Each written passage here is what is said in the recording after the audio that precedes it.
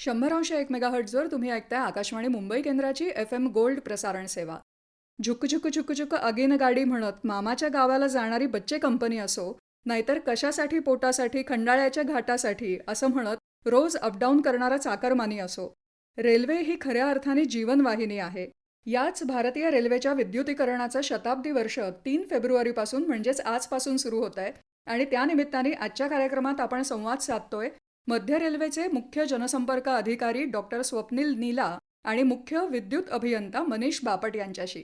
Sir, दोघांचंही कार्यक्रमात खूप स्वागत आहे. आम्हाला या कार्यक्रमात बोलवल्याबद्दल खूप खूप धन्यवाद आकाशवाणीचे आणि आपलेही. थँक्यू. Thank you madam. आम्हाला या कार्यक्रमात बोलवल्याबद्दल खूप खूप धन्यवाद.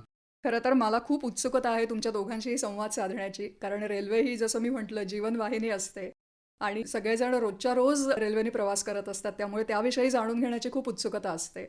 नक्कीच, कारण मध्य रेल्वे ही प्रवाशांची जीवनवाहिनी राहिलेलीच आहे, पण त्याचसोबत सगळ्या इनोव्हेशनचा जो प्रारंभ आहे तो मध्य रेल्वेपासूनच झालेला आहे.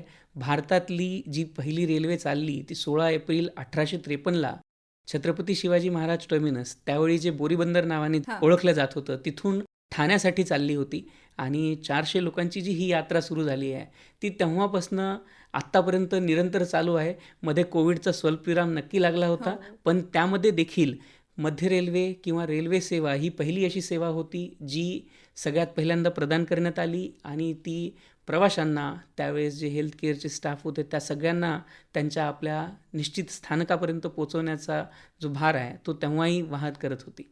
निश्चितच, आणि सगळ्यात जलद वाहतुकीसाठी आणि एकूणच विश्वासार्हता जी आहे रेल्वेबद्दलची, त्यामुळे अक्षरशः आपल्या मनात रेल्वेचं एक वेगळं स्थान असतं असं म्हणू शकतो आपण. तर आज आपण इथे संवाद साधतोय तो रेल्वेच्या विद्युतीकरणाला 100 वर्ष पूर्ण होतात, शताब्दी वर्ष आहे त्यानिमित्ताने. तर मुळात मला प्रश्न विचारायचा की विद्युतीकरण म्हणजे काय? मॅडम, विद्युतीकरण म्हणजे जे आपण ट्रेन पाहतो, हं. ती ट्रेन आधी कोळशानी चालायची, मग डिझेल इलेक्ट्रिक ट्रॅक्शन आलं. त्याच्यानंतर जे आहे ते इलेक्ट्रिक ट्रॅक्शन सेंट्रल रेल्वेमध्ये आणि इंडियन रेल्वेजमध्ये आणण्यात आलं. याचं मेन कारण असं होतं की जशी जशी आपल्याला हॉलेज कॅपॅसिटी वाढवायची आहे ट्रेनमध्ये, जास्त प्रवाशांना किंवा आपल्याला जशी जशी मालढुलाई वाढवायची आहे त्याच्यासाठी आपल्याला पॉवरफुल इंजनांची गरज पडते. हां. त्या दृष्टीने इलेक्ट्रिफिकेशन जो आहे तो एक खूप मोठा माइलस्टोन राहिला मॅडम. बरोबर. याचसोबत महत्त्वाची गोष्ट म्हणजे जे आपण इलेक्ट्रिफिकेशननी करतो तो ॲज सच पर्यावरणपूरक असा उपाय आहे आणि हरित उपाय आहे, ते देखील यामध्ये तितकंच महत्त्वाचं होतं. निश्चितच. आणि पहिलं विद्युतीकरण जे झालं ते कुठल्या मार्गावर झालं? पहिलं विद्युतीकरण हे गौरव आपल्यालाच मिळालेला आहे मॅडम. आणि आपली जी पहिली EMU सर्व्हिस आहे ही 3 फेब्रुवारी 1925 रोजी, तेव्हाचं जे आपण VT म्हणायचो, आता CSMT म्हणतो, इथून कुर्ला हार्बर पर्यंत चालण्यात आली होती. अच्छा. आणि तेव्हा कोणती ट्रेन त्या मार्गावर पहिल्यांदा धावली? लोकल ट्रेनच होती ती? हा, ती लोकल ट्रेनच होती, पण ती 4 डब्यांची लोकल ट्रेन होती मॅम बरं. त्यावेळेस. अच्छा, म्हणजे ती प्रायोगिक तत्वावर असल्यामुळे 4 डब्यांची होती. नाही, आधी सुरुवातीला हळूहळू जसे जसं टेक्नॉलॉजी इम्प्रूव्ह होत गेली तसं तसं मग आणखीन डबे वाढत गेले त्याच्यामध्ये, पण सुरुवातीला जे आहे ते 4 डब्यांची ट्रेन सुरू झाली होती. अच्छा. टेक्नॉलॉजीच्या सोबतच आपली जशी जशी आवश्यकता वाढत गेली तशी हो. तशी आपण डब्बे वाढवत गेलो आणि आपण आता 15 डब्यापर्यंत पोचलो आहे. सुरुवातीला आता विश्वास नाही बसणार, पण 1920मध्ये भारतीय रेल्वे ही पहिली रेल्वे होती जिनी ॲडव्हर्टायझिंग कॅम्पेन सुरू केलं होतं. 1920मध्ये भारतीय रेल्वेने इंग्लंडमध्ये ॲडव्हर्टायझिंग कॅम्पेन केलं होतं की यामध्ये आपण या आणि इथल्या ज्या सुविधा आहेत, इथल्या ज्या चीप सुविधा आहेत, स्वस्त सुविधा आहेत, त्यांचा लाभ घ्या, त्याच्याने भारत दर्शन करा, या टाईपमधलं जे एक ॲडव्हर्टाइजमेंट कॅम्पेन जे आपण म्हणू शकतो, जाहिरातीची एक मोठी संस्था 1920मध्ये लावली होती, सुरुवात केली होती आपण. त्यावेळेस भारतीय रेल्वे ही, त्यातल्या त्यात मध्य रेल्वे ही ग्रेट इंडियन पेनिन्सुलर रेल्वे बरोबर. या नावाने ओळखली जायची. आणि मध्य GIP. रेल्वेची जी ओळख आहे, मध्य रेल्वेची जी ओळख आहे ती साधारणपणे 1951 पासनं मध्य रेल्वे म्हणून झाली. त्यापूर्वी बऱ्याचशा रेल्वे जसं सिंधिया रेल्वे, बडोदा रेल्वे अशा वेगवेगळ्या व्हायच्या आणि मध्य रेल्वे साधारणपणे 1953च्या दरम्यान मध्य रेल्वेचा विस्तार जो होता तो मुंबईपासनं दिल्लीच्या जवळच्या स्थानकापर्यंत, पूर्वेकडे कानपूर आणि लखनौच्या पर्यंत आणि साऊथला देखील तितकाच लांबपर्यंत होता. क्या बात आहे. आणि पहिल्यांदा जेव्हा ही इलेक्ट्रिक रेल्वे धावली तर त्यावेळेला मग प्रवाशांच्या दृष्टीने काय काळजी घेतली गेली?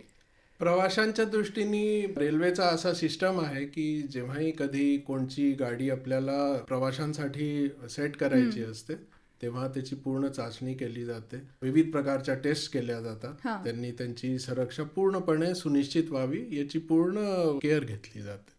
पण तोपर्यंत ज्या रेल्वेगाड्या प्रवाशांनी बघितलेल्या असतील त्या तुम्ही म्हणालात त्याप्रमाणे कोळशावर चालणाऱ्या किंवा डिझेल इंजिनवर चालणाऱ्या अशा होत्या.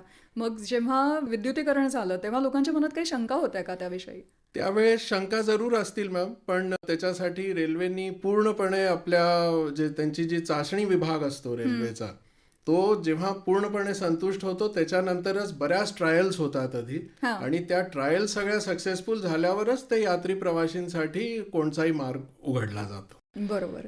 तेव्हा कुठल्याही नवीन गोष्टीची ज्यावेळेस सुरुवात होते त्यावेळेस प्रत्येक वापर करणाऱ्याच्या मनामध्ये ती थोडीशी शंका असतेच, किंवा आजही देखील आपण कुठला प्रवास करत असो तर ही शंका आपल्याकडे असतेच. पण ज्या विश्वासार्हतेला मध्य रेल्वे किंवा भारतीय रेल्वे पात्र ठरलेली आहे ती प्रतिदिवशी मध्य रेल्वेवरती आपण साधारणपणे 40 लाख प्रवाशांची ये-जा करतो. बरं. 40 लाख प्रवासी आपल्या मध्य रेल्वेच्या ज्या सेवा आहेत त्यांचा उपयोग करतात.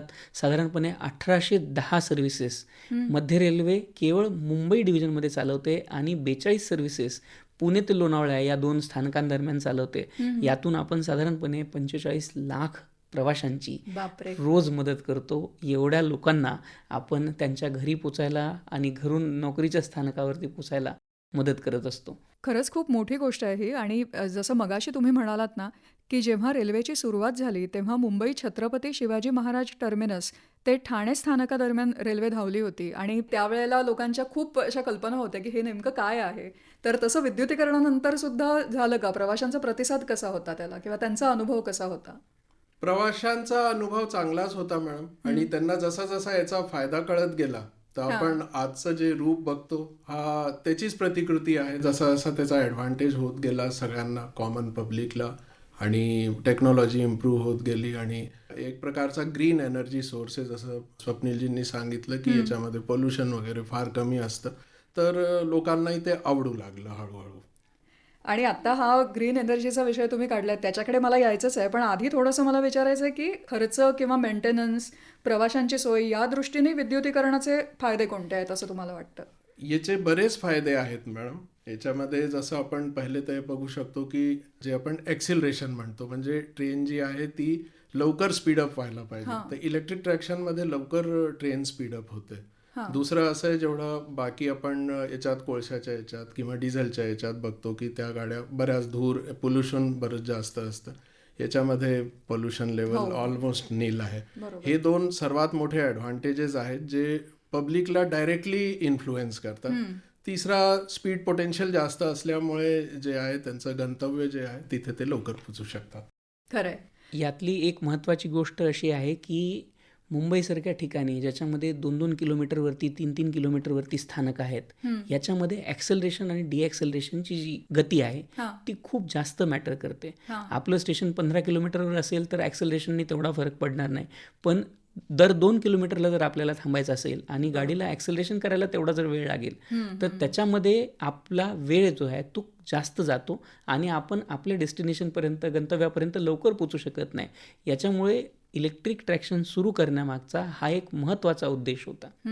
खरंय. आणि म्हणजे मला थोडंसं ना आता तुमच्या कर्मचाऱ्यांच्या किंवा जे इंजिन ड्रायव्हर्स असतात किंवा लोकलचे जे मोटरमॅन असतात त्यांच्या दृष्टिकोनातून पण विचारायचं की त्यांच्या आरोग्याच्या दृष्टीने काय फरक पडला? आपण आधी बघितलंय मॅम, पिक्चरांमध्ये पाहिलेलं. आजची नवी जनरेशन जी आहे त्यांनी बहुतेक मूवीजमध्ये पाहिलं असेल की जसं जे कोळशाचं इंजन होतं, म्हणजे शोले मधला तो सीन सगळ्यांना आठवतो. तो सगळ्यांनाच आठवतो. तर त्याच्यामध्ये आपण पाहिलंय की कोळसा जो आहे तो कंटिन्युअसली आपल्याला द्यावा लागतो इंजनला आणि ते फारच कठीण कार्य आहे. म्हणजे त्याच्यामध्ये जर आपण एवढ्या हाय टेम्परेचर झोनमध्ये कंटिन्युअसली काम करणं खरोखर खूप कठीण. त्याच्या अनुषंगे आजच्या ज्या ट्रेन्स आहेत, आजचे जे इंजन्स आहेत, आजच्या ज्या लोकल ट्रेन्स आहेत त्यांचं ड्रायव्हिंग आणि ड्रायव्हर्स आणि आमचे मोटरमॅन जे आहे त्यांच्यासाठी ते बरंच कन्व्हिनियंट झालेलं आहे. त्याचसोबत महत्त्वाची गोष्ट म्हणजे आपण ज्या गाड्यांची अगोदर जाण्याची क्षमता असायची, गाड्यांमध्ये साधारण 100 किलोमीटर नंतर पाणी भरण्यासाठी ती गाडी थांबवावी लागायची, किंवा कोळसा संपला म्हणून त्या गाड्या थांबवाव्या लागायच्या, किंवा डिझेल देखील 4000 लिटरपर्यंत जवळजवळ एका इंजिनमध्ये असतं. त्याच्यामुळं त्यांना कुठे ना कुठे गेल्यानंतर परत एकदा डिझेल भरण्यासाठी किंवा कोळसा वापस करण्यासाठी, पाणी परत भरण्यासाठी अशा जागी आपल्याला थांबावं लागायचं. इलेक्ट्रिक ट्रॅक्शननी आपण कन्याकुमारीपासनं आता थोड्याच दिवसात जी लिंक चालू झालेली आहे ते अंजीखंड आणि काश्मीरच्या शेवटच्या बारामुल्ला टोकापर्यंत देखील एकाच इंजिननी कुठेही न थांबता आपण जाऊ शकतो, आणि तेच भारतीय रेल्वेच्या विद्युतीकरणाचं महत्त्व आहे.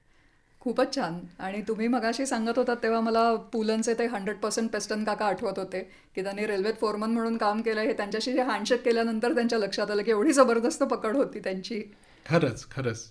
आणि आता तुम्ही म्हणालात, पण तरी थोडंसं मला आणखीन ह्याच्याविषयी जाणून घ्यायला आवडेल की वेग, क्षमता, सिग्नल यंत्रणा किंवा अगदी तिकीटचं बुकिंग या बाबतीत सुद्धा या विद्युतीकरणामुळे काही फरक पडला का? या विद्युतीकरणामुळे काय मॅम, सगळी जी ओव्हरऑल रेल्वे सिस्टमची एफिशियन्सी आहे ती एफिशियन्सीच इम्प्रूव्ह झाली आहे. कारण की आपल्यासाठी एक नवे बॅकअप सिस्टम जनरेट झाले इलेक्ट्रिफिकेशनमुळे.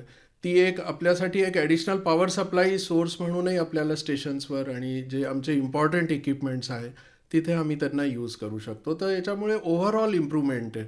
कारण कम्प्लीट रेल्वेजचं जे आहे तो फेसच चेंज होऊन गेलेला आहे. आणि जसं मगाशी तुम्ही म्हणालात वेगामध्ये तर निश्चितपणे फरक पडलाय. वेगामध्ये खूप फरक पडलाय. आणि ॲक्सिलरेशन जसं स्वप्नीलजींनी सांगितलं की आपल्याला 2 स्टेशन्स आहेत किंवा आपला मुंबई एरिया आहे तिथे आपल्याला खूप रॅपिड ॲक्सिलरेशन आणि रॅपिड ब्रेकिंग पाहिजे. तर ही सगळी टेक्नॉलॉजी जी आहे, जी आजची मॉडर्न टेक्नॉलॉजी आहे, कन्व्हर्टर बेस्ड टेक्नॉलॉजी आहे, IGBT बेस्ड टेक्नॉलॉजी ज्याच्यावर आत्ताच्या सध्याच्या लेटेस्ट EMUs रन करून राहिल्या आहेत, याच्यामुळे हे सगळं शक्य झालं आहे मॅडम. आणि त्यामुळे मला वाटतं रेल्वेच्या फेऱ्या पण जास्त वाढल्या असतील. फेऱ्या पण वाढल्या आहे आणि एफिशियन्सी खूप चांगल्यापणे इम्प्रूव्ह झाली. बरोबर. सरांनी जे सांगितलं त्यात अजून एक महत्त्वाची गोष्ट की इलेक्ट्रिक ट्रॅक्शन किंवा इलेक्ट्रिक ज्या लोकल आपल्याकडे आल्या आहेत यांचं जे फेल्युअरचं रेट आहे ते देखील अगोदरच्या डिझेलच्या किंवा डिझेलनी ज्या डेमो चालायच्या त्यापेक्षा किंवा स्टीम लोकोमोटिव्हपेक्षा खूप कमी आहे. आता इलेक्ट्रिकचे जे फेल्युअर आहेत ते 0.02% दरम्यान असतं. म्हणजे आपण जर 10,000 गाड्या चालवल्या तर त्यातल्या 2 गाड्यांचं आपल्याकडं फेल्युअर होतं. तर ते जे फेल्युअरचं प्रमाण आहे ते डेमोमध्ये आणि स्टीमच्या लोकोमोटिव्हमध्ये खूप जास्त होतं. त्यातून ही सुधारणा जी झाली यामुळे आपण जे नेटवर्क चालवतो, आता छत्रपती शिवाजी महाराज टर्मिनसवरनं साधारणपणे पीकमध्ये दर 2.5 मिनिटांनी एक गाडी निघते आणि नॉन पीक पिरियडमध्ये सुद्धा साधारणपणे 8 ते 10 मिनिटात एक गाडी निघते. हे आपल्याला इलेक्ट्रिफिकेशनमुळं आणि त्याचसोबत आलेल्या बाकीच्या ज्या टेक्नॉलॉजी आहेत जसं की सिग्नलिंग सिस्टम आहे, ऑटोमॅटिक सिग्नलिंग सिस्टम आहे, आपण ABSकडे जातो आहे, सोबतच आपण कवचसाठी प्रणालीचा प्रयत्न करतो आहे, ती विकसित करतो आहे. तर यातून या सगळ्यांचा स्पीड आणि या सिस्टमची रिलायबिलिटी आपल्याला नक्कीच असं वाटतं की मी ज्या रेल्वेत बसलो आहे ती लवकर पोचली पाहिजे किंवा मी जी रेल्वे पकडलेली आहे ती वेळेत पोचली पाहिजे. पण ही एंटायर सिस्टम ज्यावेळेस ज्याला पाहिजे असते त्याच्यासाठी प्रत्येक ट्रेन, प्रत्येक रेल्वे आणि त्यात बसलेला प्रत्येक प्रवासी हा तितकाच महत्त्वाचा असतो. त्याच्यामुळे या सगळ्यांची प्लॅनिंग ही डोक्यात घेऊन किंवा या सगळ्यांचा विचारात घेऊन ती प्लॅनिंग त्याला करावी लागते. बरोबर. रेल्वेच्या विद्युतीकरणाच्या शताब्दी वर्षानिमित्त आज आपण संवाद साधतोय मध्य रेल्वेचे मुख्य जनसंपर्क अधिकारी डॉक्टर स्वप्नील नीला आणि मुख्य विद्युत अभियंता मनीष बापट यांच्याशी. आता सर, शताब्दी वर्ष आजपासून सुरू होत आहे, तर या निमित्ताने कोणते कोणते कार्यक्रम केले जात आहेत? या शताब्दी वर्षामध्ये आपण हा शताब्दी वर्षाचा जो महोत्सव बनवणार आहोत तो पूर्ण वर्षभरात आपण वेगवेगळे कार्यक्रम प्लॅन केलेले आहेत. पण यांची सुरुवात आज सकाळीच आपण मरीन ड्राईव्हवरती एक वॉकॅथॉन ऑर्गनाईज करून केलेली आहे. याचसोबत आपण आज सकाळी 11 वाजता प्लॅटफॉर्म क्रमांक 7 आणि 8 यांच्या दरम्यान एक प्रदर्शनी मांडलेली आहे ज्यामध्ये आपण सगळ्या विविध इथे ज्या जवळच्या शाळा आहेत त्यांना बोलवलेलं आहे आणि ही प्रदर्शनी साधारण 7 ते 8 दिवस आपण चालवणार आहोत, ज्यामध्ये सगळ्या विद्यार्थ्यांना आपण या प्रदर्शनीचा ज्यातून आपण रोज प्रवास करतो त्या रेल्वेच्या प्रवासाची माहिती आपण सर्व विद्यार्थ्यांना आणि त्याचसोबत रेल्वेचे जे एन्थुझियास्ट आहेत किंवा रेल्वेमध्ये ज्यांना इंटरेस्ट आहे, कारण रेल्वे हा मुंबईकरांच्या एक जिव्हाळ्याचा विषय आहे. अगदी अगदी. तर याच्यामध्ये रेल्वेच्या जडणघडणीमध्ये ज्या काही महत्त्वाचे टप्पे होते, ज्या काही वेगवेगळ्या इनोव्हेशन्स आहेत किंवा ज्या काही नवीन गोष्टी आपण निर्माण केलेल्या आहेत, त्या सगळ्यांची एक ब्रीफ माहिती यात सगळ्यांना दिलेली आहे. याचसोबत यामध्ये आपण एक बँड निर्माण केलेला आहे विद्यार्थ्यांसाठी.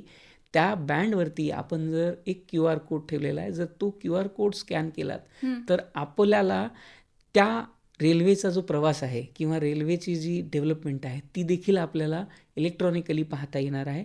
याचसोबत आपण आज काही टेक्निकल सेमिनार ठेवलेले आहेत, ज्यामध्ये रेल्वेची जी प्रगती कशी झाली आणि अजून आपण रेल्वेला भविष्यामध्ये काय करता येऊ शकतं, लवकरात लवकर आपण कुठे पोहोचणार आहोत.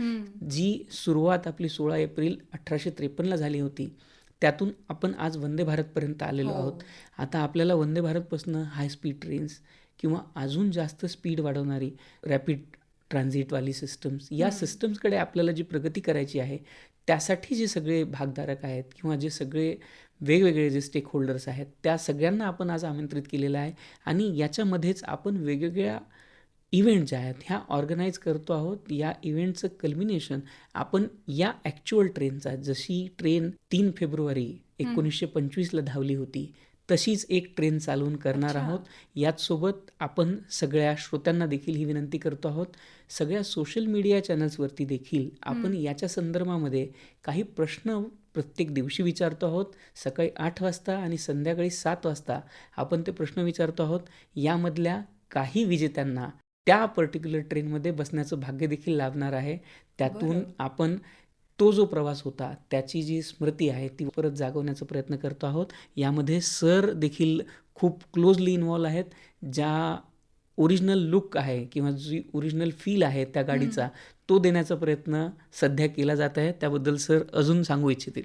म्हणजे आता उत्सुकता निर्माण झाली आहे की तो कसा होता ओरिजिनल लुक. उत्सुकता राहायलाही पाहिजे मॅम. जसं स्वप्नीलजींनी सांगितलं त्यावेळेस गाडीचा जसा लुक होता, जशी बसायची सोय होती आणि ती ज्या मार्गावर धावली होती पहिल्यांदा, तर आमचा प्रयत्न आहे की आम्ही तशीच गाडी त्याच मार्गावर आणि तशीच प्रतिकृती तुम्हाला दाखवू.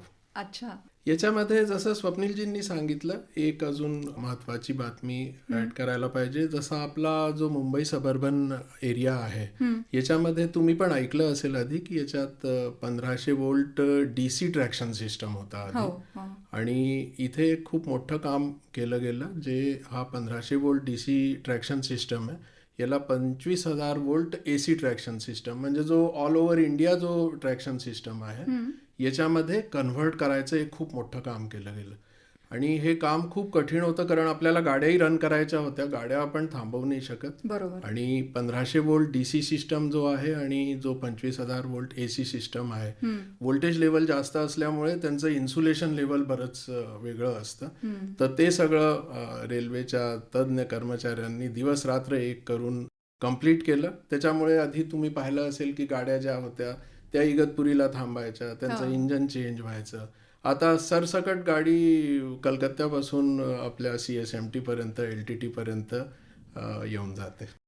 खरंच आहे. आणि मला हा नेहमी प्रश्न पडतो की जेव्हा रेल्वेच्या रुळांवर किंवा एकूणच जे रिपेअरिंगचं काम असतं, दुरुस्तीचं काम असतं किंवा काही आत्ता तुम्ही म्हणालात त्या पद्धतीचे काही बदल घडत असतात, तेव्हा चालू सगळ्या ट्रेन्स असताना त्या करणं हे खूपच आव्हानात्मक असेल. हे खूप कठीण कार्य असतं, कारण सगळ्या त्याच्यामध्ये सावधान्या घ्याव्या लागतात. बरोबर. आणि सगळ्यांना ट्रेनिंग पाहिजे त्याची प्रॉपर, आणि खूप कोऑर्डिनेशन लागतं त्याच्यामध्ये. गाड्यांचा लॉस पण नको व्हायला, त्यांची समयबद्धता, अनुपालनता ते बघावं लागतं. तर ते खरोखर एक खूप कठीण काम असतं. निश्चित. आणि त्यासाठी मला वाटतं रेल्वेला खूप थँक्यू म्हणायला पाहिजे की प्रवाशांची येण्या-जाण्याची जी एक वेळ असते किंवा त्यांची सोय असते ती कुठेही इंटरप्ट न करता जास्तीत जास्त चांगलं काम करण्याचा प्रयत्न रेल्वेकडून नेहमीच केला जातो. आणि लोकल ट्रेन्स ही खरं म्हटलं तर मुंबईची आणि एकूणच रेल्वे सेवा ही आपल्या देशाची जीवनवाहिनी आहे. तर ही सेवा अविरत सुरू असते. हे कसं काय तुम्ही साध्य करता? कारण सतत, जसं सर मगाशी स्वप्नील सर म्हणाले की 2.5 मिनिटाला CSMT वरून ट्रेन निघते. यामध्ये 2 गोष्टी आहेत. याच्यामध्ये रेल्वेचे जे सगळे कर्मचारी आहेत आणि जे अधिकारी आहेत यांचं डेडिकेशन आणि याचसोबत रेल्वेच्या ज्या सिस्टम्स बनलेल्या आहेत त्या प्रत्येक सिस्टममध्ये सूक्ष्मातिसूक्ष्म गोष्टीचं जी काळजी घेतल्या जाते बरोबर. की कुठलीही छोटी गोष्ट कुणाकडनं मिस नाही झाली पाहिजे. याचसोबत आमचे जे सगळे कर्मचारी आहेत ते देखील सगळ्या प्रत्येक छोट्याशा छोट्या गोष्टीची ओनरशिप घेतात की हे मी केलेलं काम आहे ते 100% व्यवस्थितच असलं पाहिजे. किंवा बऱ्याच वेळेस मी अशा कर्मचाऱ्यांना देखील भेटलेलो आहे जे रडकुंडीला येतात की माझ्यातल्याकडनं ही चूक कशी काय झाली, किंवा मी जे लोको फिट केलं होतं ते लोको फेल कसं काय झालं, मी जी काही व्यवस्था केली होती किंवा जी मी दुरुस्ती केली होती त्या दुरुस्तीमध्ये कसं फेल्युअर झालं. यामध्ये इतक्या जिगिरीचं काम जे आहे ते इतकं मन लावून आणि इतकं स्वतःवरती विचार घेऊन करणारे कर्मचारी आपल्याला खूप थोडके सापडतात. पण या कर्मचाऱ्यांची रेल्वेमध्ये भरमार आहे. त्याच्यामुळं म्हटलं जातं वन्स अ रेल्वेमॅन ऑलवेज अ रेल्वेमॅन. त्याच्यामुळं रेल्वेबद्दलची जी प्रतिबद्धता आहे की बऱ्याचशा वेळेस सांगितलं जातं की भारतीय रेल्वे ही सगळ्या कर्मचाऱ्यांच्या रक्तात सुद्धा असते. जीवनवाहिनी आहे ती खऱ्या अर्थाने. नक्कीच. दिवसेंदिवस ना प्रवाशांची गर्दी खूप वाढतीये.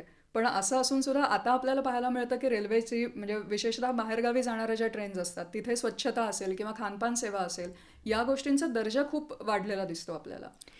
याच्यामध्ये दोन्ही गोष्टी आहेत की जे प्रयत्न सलग केल्या जात आहेत रेल्वेकडनं, भारतीय रेल्वेकडनं की स्वच्छता अधिक असावी, प्रत्येक जागी आपण व्यवस्थितपणे कर्मचाऱ्यांची किंवा प्रवाशांची देखील याच्यामध्ये मदत होते. कारण कुठलीही गोष्ट एकदा स्वच्छ करणं हे शक्य आहे, बरोबर. पण तिला स्वच्छ ठेवण्यासाठी जोपर्यंत ती गोष्ट वापरणारे लोक इम्प्रूव्ह नाहीत होणार तोपर्यंत ती होत नाही.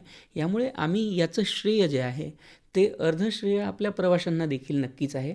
कारण एकदा स्वच्छ केल्यानंतर ती गोष्ट तशीच ठेवण्यासाठी प्रवासी मदत करतात. यासोबत आपण त्या प्रवाशांना देखील जी थोडे थोडके प्रवासी आहेत जे या कामामध्ये आमची मदत करत नाही आहेत त्यांना देखील आपल्या माध्यमातून ही विनंती करू इच्छितो की रेल्वे जी आहे ही सार्वजनिक आणि आपल्या सगळ्यांची संपत्ती आहे.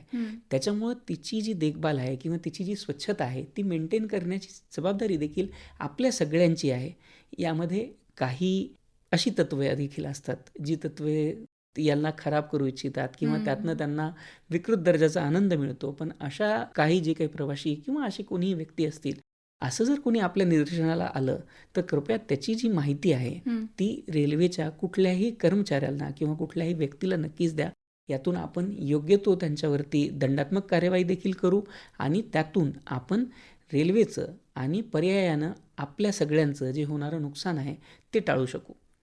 खरं आहे. म्हणजे मी आता हे विचारणारच होते की रेल्वे ही राष्ट्रीय संपत्ती आहे असं आपण म्हणतो त्यावेळेला प्रवाशांकडून तुमच्या आणखीन काय अपेक्षा आहेत. हे तर एक स्वच्छतेच्या दृष्टीने झालं. प्रवाशांकडनं अजून स्वच्छतेशिवाय फक्त अजूनच एक अपेक्षा आहे की प्रवाशांनी जे वारंवार आपण नियम पालन करण्यासाठी करतो. आपण मुंबईमध्ये आहोत. मुंबईमध्ये आपण प्रवाशांना वारंवार याची रिक्वेस्ट करत असतो की कृपया आपल्याकडं सर्व स्टेशनवरती FOBs दिलेले आहेत. आपण कृपया त्यांचा वापर करावा आणि ट्रॅक क्रॉस करू नये. कारण मुंबईसारखी एक डेन्स सिस्टम ज्याच्यामध्ये मी आज जसं सांगितलं दर 2.5 मिनिटांनी आपल्याकडे गाडी येते. वेगवेगळ्या ट्रॅकवरती जरी आपण पाहिलं तरी साधारण 5 ते 6 मिनिटात कुठली ना कुठली गाडी त्या ट्रॅकवरनं जात असते.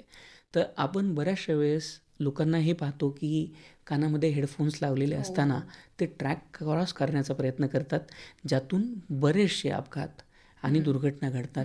आपण 5 मिनिटाची वेळ वाचवण्यासाठी जे करतो ते आपल्याला फार जास्त किंवा फार मोठ्या जीवितहानीसाठी किंवा बाकी परमनंट कुठल्या नुकसानीसाठी आपल्याला त्रासदायक होऊ शकतं.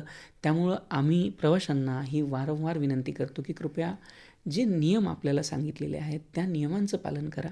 सोबतच आपल्यासाठी ज्या अनाउन्समेंट केल्या जातात त्यांच्यावरती लक्ष ठेवा. त्याच्या अनुसार आपण काम करा आणि महत्त्वाची गोष्ट म्हणजे आपण योग्य त्या तिकिटासोबतच प्रवास करा. अगदी. सर तुम्हाला काही सांगायचं आहे यात अजून? जसं मॅडम आपण सेफ्टीबद्दल बोललो तसं जे ट्रॅक्शन एनर्जी आहे म्हणजे जी आपल्या ट्रेन्सला चालवण्यासाठी गरजेची जी इलेक्ट्रिकल एनर्जी आहे तर अंदाजे 17% त्याच्यातली एनर्जी जी आहे ती ग्रीन एनर्जी आहे. म्हणजे आपण जी सोलार आहे, विंड आहे याच्या मार्फत आपण बनवतो. तर हाही एक सेंट्रल रेल्वेचा एक खूप मोठा माइलस्टोन म्हणायला पाहिजे की एकतर इलेक्ट्रिफिकेशन कम्प्लीट केलं आणि जेवढी आपली एनर्जी आहे त्या एनर्जीपैकी 17% एनर्जी ट्रॅक्शन सिस्टमसाठी जी यूज होते ती आपण सोलार, विंड असे जे ग्रीन सोर्सेस ज्यांना आपण म्हणतो त्यांच्यामार्फत आपण देऊन राहिलो आहोत. म्हणजे पर्यावरणाच्या दृष्टीने विचार केला तरी सुद्धा इलेक्ट्रिफिकेशनचा खूप मोठा त्याच्यामध्ये वाटा आहे, महत्त्वाचा वाटा आहे. हो, खूप मोठा वाटा आहे आणि याच्यामध्ये पुढे अजून प्रगती होईल. रेल्वेच्या विद्युतीकरणाच्या शताब्दी वर्षानिमित्त आज आपण संवाद साधतोय मध्य रेल्वेचे मुख्य जनसंपर्क अधिकारी डॉक्टर स्वप्नील नीला आणि मुख्य विद्युत अभियंता मनीष बापट यांच्याशी. आता पुढे काय काय गोष्टी आम्हाला पाहायला मिळतील एक प्रवासी म्हणून किंवा मध्य रेल्वे किंवा एकूणच रेल्वेचे काय चाहते म्हणून म्हणूया. यामध्ये जे आता सरांनी सांगितलं त्यालाच मी पुढे घेऊन जातोय. 2030 पर्यंत आपला असा प्रयत्न आहे की आपण पूर्णतः कार्बन न्यूट्रल व्हायचं. ज्या दृष्टिकोनातनं आपण रिन्युएबल एनर्जी सोर्सेस असतील, नवीन सोर्सेस असतील त्यांचा वापर करायचा. प्रवाशांच्या सोयीसाठी आपण जर पाहाल, स्वच्छतेचा आपण एक मेन्शन केलं. याचसोबत वंदे भारतसारख्या अतिवेगवान किंवा सेमी हायस्पीड ज्याला आपण म्हणतो अशा सुविधा आपण आणतो आहोत. सोबतच आपण बुलेट ट्रेनचा जो प्रकल्प आहे तो देखील मुंबईमध्ये चालू आहे. यामुळे प्रवाशांच्या ज्या अपेक्षा आहेत त्या सर्वोपरी पूर्ण करण्याचा प्रयत्न मध्य रेल्वेचा किंवा एकूणच भारतीय रेल्वेचा चालू आहे. पण यामध्ये एक महत्त्वाची गोष्ट लक्षात घेण्यासारखी अशी आहे की या सगळ्या प्रकल्पांचा एक जो जेस्टेशन पिरियड असतो किंवा ज्या प्रकल्प पूर्णत्वाला जाण्यासाठीचा जो वेळ असतो तो आपल्याकडे आता कमालीचा कमी झालेला आहे. आपण 3 ते 4 वर्षामध्ये विविध प्रकल्प पूर्ण करतो आहोत. याचसोबत आपण आता जसं जवळच्या भविष्यामध्ये, नजीकच्या भविष्यामध्ये आपल्याला पनवेलपासनं कर्जतपर्यंतचा एक डबल लाईनचा सबर्बनचा सेक्शन आहे तो मिळणार आहे. मागच्या वर्षाचं जर आपण पाहिलं तर 12 जानेवारीला आपण जी नवीन लाईन बनलेली आहे पनवेलपासनं आपण उरणपर्यंत जायला सुरुवात केलेली आहे. याच प्रकारानं विविध वेगवेगळे जे प्रोजेक्ट्स आहेत ते कसाऱ्यापासनं इगतपुरीपर्यंतचा किंवा कसाऱ्यापासनं कल्याणपर्यंतची 3री लाईन आणि कल्याणपासनं आसनगावपर्यंतची 4थी लाईन, कल्याण आणि कर्जतच्या मधली 3री आणि 4थी लाईन, या सगळ्या कामांची जी स्टेटस आहे ते आता प्रगतीपथावरती आहे. आणि यांच्या पूर्णत्वानंतर प्रवाशांना खरंच एक वेगळा आणि नवीन सुखकर असा प्रवास देण्याचा प्रयत्न रेल्वेकडनं केला जात आहे. खूपच छान. सर, आज तुम्ही दोघंही जण इथे आलात वेळात वेळ काढून, कारण आता शताब्दी वर्ष सुरू झालंय विद्युतीकरणाचं. त्यामुळे मध्य रेल्वे आणि एकूणच रेल्वेमधले सगळेच जण अतिशय बिझी असणार आहेत. पण तरी तुम्ही वेळात वेळ काढून आलात आणि एवढ्या छान गोष्टी रेल्वेविषयीच्या आम्हाला सांगितल्यात त्याबद्दल मनापासून धन्यवाद. ज्या प्रवाशांनी आमची 1853 पासून साथ दिलेली आहे त्या सर्व प्रवाशांना आणि आपल्या सर्व श्रोतेवर्गाला देखील धन्यवाद. आपल्या पूर्ण टीमला आणि सर्व श्रोतेवर्गला धन्यवाद. धन्यवाद. या कार्यक्रमासाठी निर्मिती सहाय्य केलं होतं आशिष शेडगे याने. सादरकर्त्या ज्योत्स्ना केतकर यांच्यासह मी अंजली तुमचा इथेच निरोप घेते. नमस्कार.